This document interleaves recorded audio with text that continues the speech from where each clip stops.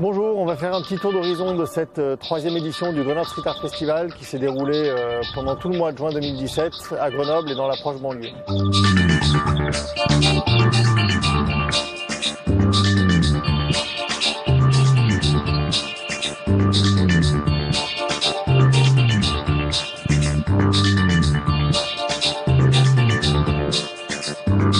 Parmi les artistes qu'on a fait venir d'un peu loin, on a invité le duo d'artistes qui sont des jumeaux Oi Noms qui nous viennent directement de New York. Il y avait Dalist aussi qui venait d'assez loin puisqu'il est chinois et c'est un des fers de lance de la discipline. Un duo aussi d'artistes canadiens, Anquan et Zekwan du collectif A-Shop. Encore un duo, c'était un peu l'année du duo avec les Monkey Burn qui nous viennent eux de Paris.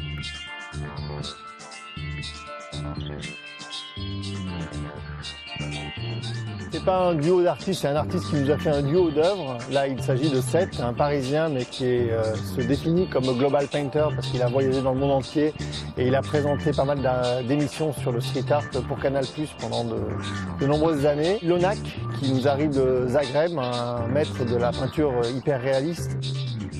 Riwan, qui nous est arrivé aussi de Colombie, qui nous a fait une œuvre toute en couleurs magnifique. Burns, qui a aussi beaucoup de couleurs dans son boulot.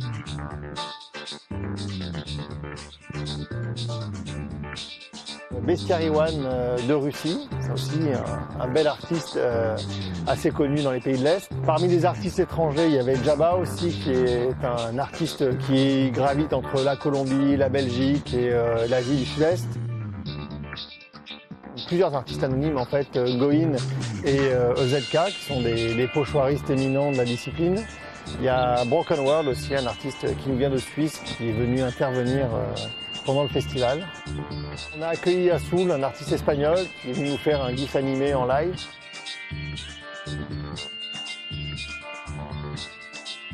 JC The Blind, qui travaille aussi pour que les aveugles puissent participer à la discipline du street art. Un artiste français incontournable qu'on a déjà accueilli une première fois, c'est Vex, qui nous arrive de Toulouse avec un travail surréaliste absolument génial. On a également accueilli RNST pendant le lancement officiel du festival avec la première œuvre un petit peu engagée de cette nouvelle édition. Parmi les artistes qu'on a réussi à faire venir de France, il y a aussi Cartwan qui nous vient de Lyon. Une grande partie des acteurs de la ville de Grenoble et des environs a commencé avec Snake et Étienne qui sont des artistes qui commencent à bien booster. Shrek, Greg et Will, un trio incontournable de la région. Le travail de Nesta et de Short, de Petite Poissonne.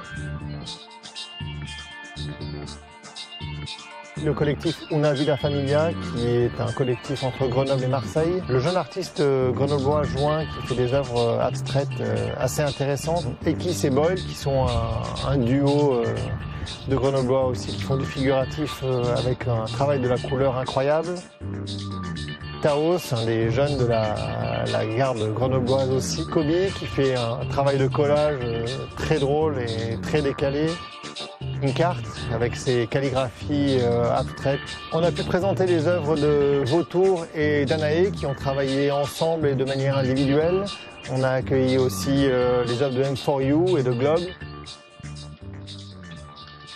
Romain Minotti nous a fait quelques pièces.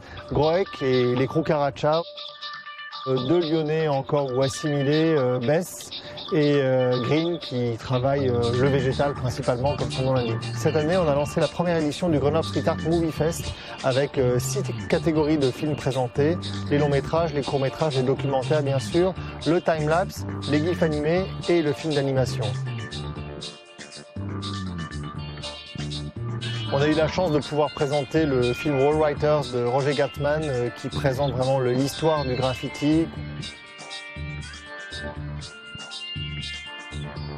On a fait aussi un cycle de conférences avec des conférences généralistes sur street art, mais aussi sur ce qui se passait en Amérique du Sud, où le lien entre le street art et l'urbanisme. Bien évidemment, tout ça s'est déroulé dans une belle ambiance de fête, le mois de juin y est propice. On a navigué d'apéro, en dévoilement, en concert et en temps de rencontre avec les artistes principalement.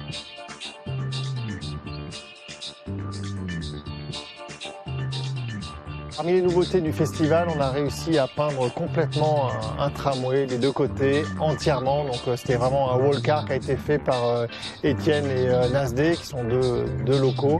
Dans la pure tradition du graffiti, je crois qu'ils se sont fait plaisir sur ce coup-là. L'année dernière, on avait réussi à restaurer la fresque de 1979 d'Ernest Pignot-Ernest sur la Bourse du Travail de Grenoble. Cette année, on a essayé de mettre en avant l'aspect un peu capital historique des arts urbains, en tout cas un vrai laboratoire historique français de la culture urbaine, avec la mise en avant des fresques des Malassis qu'on a pu présenter à l'ancien musée de peinture et qu'on va essayer de restaurer l'année prochaine lors de la 4e édition du festival.